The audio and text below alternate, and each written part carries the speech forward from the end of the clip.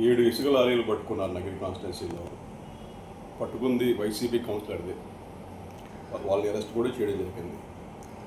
ఏదో అంటే దొంగే దొంగ అన్నట్టుగా ఇవాళ అంటే గత 5 సంవత్సరాలుగా వాళ్ళు యథాయచ్చగా చేసుకుంటూ వస్తూ ఉన్నారు. ఇవాళ దొరికారు, నగిరి కాన్స్టిట్యున్సీలో దొరికారు. ఎక్కడి నుంచి? రాజంపేట నుంచి, చేయూరు నుంచి ఇసుకెత్తుకొని డైరెక్ట్గా తమిళనాడుకి అమ్ముతూ ఉన్నారు. పోలీసులు చాకచక్యంతో 7 టిప్పులు పట్టుకున్నారు. పట్టించిందే మేము, ఆమె మేము చేస్తామంటే దొంగే దొంగ పోలీసులు దొంగ అన్నట్టుగా ఉంది వాళ్ళ ఎవరు. అంటే వాళ్ళ అలవాట్లంతా కూడా మాపై రుద్దే ప్రయత్నం చేస్తూ ఉంది. ఆమె అంటా ఉంది నగిరి కాన్స్టిట్యున్సీలో బాను ఒక్కరోజు కూడా తిరగలేదు, కనిపించలేదు అని చెప్పే మాట ఆమె అంటా ఉంది. అది నీకు ఏమన్నా కళ్ళు ఇబ్బంది ఉంటే పోయి డాక్టర్తో చెక్ చేయించుకో. ఇవాళ నీకు సంవత్సరం పేపర్లు తీసి చూసుకో. రోజు నా ఫోటోలు ఉంటాయి. ఈ ఊర్లో తిరిగాడు, ఈ ఊర్లో శంకుస్థాపన చేశాడు, ఈ ఊర్లో పెన్షన్లు ఇచ్చారు, ఈ ఊర్లో మీటింగ్లు పెట్టారని చెప్పే మాట నీకు ప్రతి చోట కనపడుతుంది. శంకుస్థాపనలే కాదు, ఓపెనింగ్లు చేసిన రోడ్లు ఇవాళ దరిదాపుల్లో 100 పైన ఇవాళ రోడ్లు కంప్లీట్ చేస్తున్నాం. నువ్వు ఊర్ల మీద వస్తే కదా కనిపించేదానికి రోడ్లు. వేసిన రోడ్లు కానీ, పెట్టిన లైట్లు కానీ, తవ్విన కాలువలు కానీ, ఇచ్చిన నీళ్లు కానీ, కుళాయిలు కానీ ఇవన్నీ కనిపిస్తాయి కదా. ఇవాళ నువ్వు మొహం చెల్లక ఊర్ల మీద తిరగట్లా, నీకేం విషయాలు తెలియట్లేదు అనుకుంటా. నీలో లోపాన్ని మా మీద వృత్తి ఎట్టా నువ్వు అసలుకి. ఇంకోటి నువ్వు అన్నావు ఇసుక లారీకి నీకు సంబంధం లేదని. నీకు దమ్ముంటే నీకు సవాల్ ఇసురుతున్నా, కాణిపాకం వెళ్దాం రా. ఇసుక లారీలకి నీకు సంబంధం లేదు మీ పార్టీ వాళ్ళకి ప్రమాణం చేయి. నీకు కానీ, మీ అన్నలకు కానీ, నీ మూడుకు కానీ సంబంధం లేదనే ప్రమాణం చేయి. నేను చేస్తా, నువ్వు చెప్పు టైం, నేను చెప్పండి చెప్తా, పోయి చేద్దాం. కాణిపాకంలో పోయి ఆ ఇసుక కానీ, అక్కడ జరిగే స్మగ్లింగ్ బియ్యం స్మగ్లింగ్ యాక్టివిటీస్ కానీ ఏదన్నా కూడా నాకు సంబంధం లేదని నేను ప్రమాణం చేస్తాను. నువ్వు వచ్చి చెయ్యి, నువ్వు చెప్పు టైం, నేను వస్తా ఆడే టైంకి.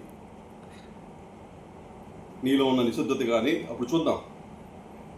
ఊరికే మాట్లాడడం కాదు, ఏదంటే అది మాట్లాడడం కాదు. అంటే ఒక అబద్ధాన్ని గట్టిగా చెప్పి ఏదో తెలిసిన ఛానళ్ళు ఉన్నాయి, ఆ ఛానల్ వాళ్ళకి చెప్పేసి అబద్ధం వేయించేద్దాం అని, అబద్ధాలు కూడా నిజం చేద్దామని చెప్పి ఎవరో ఉన్నావు. కానీ ఏ రోజు కూడా నువ్వు ప్రజా సంక్షేమాని కోసం పోరాడిన పాపాన్ని పోలే. నాకు తెలిసి నువ్వు 12,000 రూపాయల అద్దె కొంపు నుంచి ఇవాళ ఊరికి ఒక ఇల్లు కట్టుకున్నావు.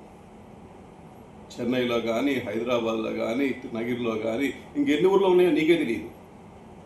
అది నీ ఇవాళ పరిస్థితి. జనాలకు కూడా తెలుసు, ఇసిగిపోయారు నీతో. నువ్వు చేసే చేష్టలు కానీ, హావభావాలు కానీ, ఎక్కిలి చేష్టలు. అంటే ఒక ఆడ మనిషి ఎలా ఉండకూడదని దానికి ప్రతిబింబం నువ్వు అసలుకి. ఇంకనైనా పద్ధతులు మార్చుకుంటామంటే ఏమాత్రం కూడా తగ్గకుండా ఇంకా ఈవీఎం చెప్పి నిజంగా మీరు గెలిస్తే ప్రజలు ఓట్లు వేసినట్టు, మిమ్మల్ని చేత్కరించి బంగాళాఖాతంలో పడేస్తే ప్రజలు ఓట్లేనట్టు. ఏంటి అసలుకి ఏమైనా ఇంగితం ఉండి మాట్లాడుతున్నారా? లేకపోతే ఏదైనా చూపించుకోండి. ఎక్కడన్నా హాస్పిటల్ పోయి, మంచి హాస్పిటల్ పోయి అందరూ కూడా నువ్వు ఈ బాస్ అందరికి పోయి హాస్పిటల్ చూపించుకోండి. ఆయన అంటాడు నాకు మీడియానే లేదంటాడు. అంటే జనాలని వాళ్ళ మొహం మీద అవహేళన చేసే క్యారెక్టర్స్ మీరు. వాళ్ళ ఇంటెలిజెన్స్ని మీరు శంకిస్తున్నారు, వాళ్ళు ఇన్సల్ట్ చేస్తున్నారు, పబ్లిక్ని ఇన్సల్ట్ చేస్తున్నారు వాళ్ళ మొహం మీద. నాకు ఎలాంటి మీడియా లేదంటాడు. ఇంక దీనికన్నా వేరే నిదర్శనం అవసరం లేదు. ఆయన గురించి ఎంత తక్కువ ఇంకా చెప్పాల్సిన అవసరం లేదు. సాక్షి ఏంటి, సాక్షి ఛానల్ ఏంటి, సాక్షి పేపర్ ఏంటి. అయినా కూడా అంటే వీళ్ళు కళ్ళు మూసుకొని పాలు తాగితే రూపం చూడదన్నట్టుగా వీళ్ళు ఎవరు నడుస్తూ ఉంది. ఖచ్చితంగా మేము ఇవాళ కూడా పోలీసుకి కూడా డైరెక్షన్ ఇస్తూ ఉన్నాం. దీంట్లో ఎవరిని స్పేర్ చేయడానికి వీలు లేదు. ఇదే పరిస్థితి రానున్న రోజుల్లో కూడా ఇంతే టైట్గా పెట్టాలి.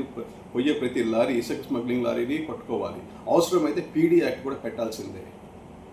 ఎందుకంటే గవర్నమెంట్ ఆల్రెడీ డిసిషన్ తీసుకుంది. దీంట్లో పార్టీలకు సంబంధం లేదు. ఎనీబడి అంటే ఎవరు స్మగ్లింగ్ చేసినా వాళ్ళ మీద పీడీ యాక్ట్ పెట్టాల్సిందే. నువ్వేదో డ్రామాలు చేస్తే అది సరిపోదు.